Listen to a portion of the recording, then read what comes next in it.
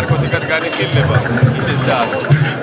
და ზოგადად ანუ მარტო მარიხუანაზე არ არის ლაპარაკი, რა მიდგომაზეა, დამოკიდებულებაზეა ლაპარაკი, რომელიც უნდა შეიცვალოს რა.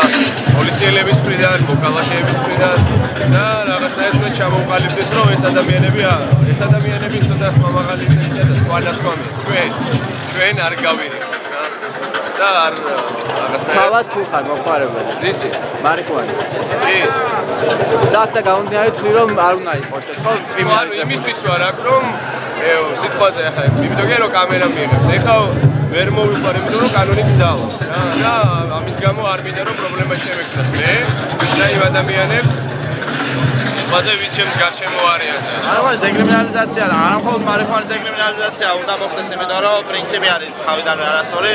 სახელმწიფო ეჭირება ადამიანის პირად სივრცეში, ისე რომ არ აქვს არგუმენტი. ანუ თუ ადამიანი საჯარო სივრცეში არ აშავებს არაფერს, სხვებს ზიანს არ აყენებს, მარტო იმიტომ რომ თავის საკუთარ რაღაც ნივთიერებას იღებს, რის საკუთარ თავს უნებს, ეს არ არის არგუმენტი, რომლის გამოც შეიძლება სახელმწიფო შეეჭრას ადამიანს პირად თავისუფლებაში და მით უმეტეს იზოლირება გაუკეთოს სხვა ადამიანებისგან.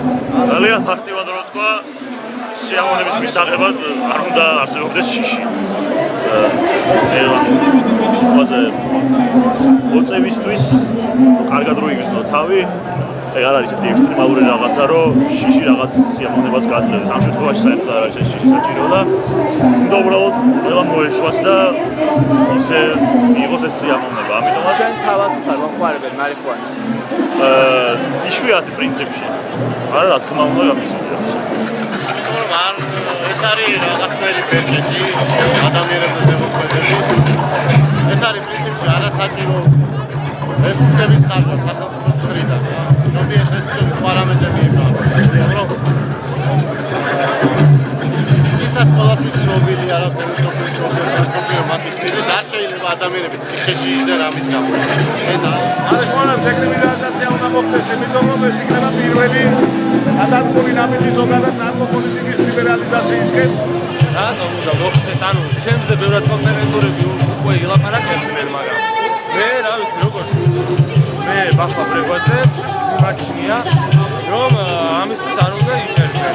ამიტომაც უნდა მოხდეს დეკრიმინალიზაცია. ანუ ადამიანის ზოგადად, როდესაც თავის თავს ავნებს, ეს ალბათ მისი საქმეა. მე თვითონ არ ვარ მოხმარებელი, ესეთი აქტიური. რა თქმა უნდა გამისინჯავს და რაღაც სიტუაციებში კიდე მომავალშიც გავსინჯავ. მე ვიცი რა არ უნდა მოხდეს პირველ რიგში. ეს არის არ უნდა მოხდეს ის რომ ადამიანი რომელიც მარიხუანას მოწევს გაუშვათ ციხეში და შედის კრიმინალად აქციო, იმიტომ რომ ციხეში ხდება ადამიანი კრიმინალი, როცა მას მარიხუანის გამო სრულიად ესე სამართლოდ მას აპატიმრებ და უკვე სხვა მოცემულობაში, სადაც ის იწყებს სტატუსისთვის ბრძოლას, გადარჩენას და აი მან ხდება კრიმინალი. ამიტომ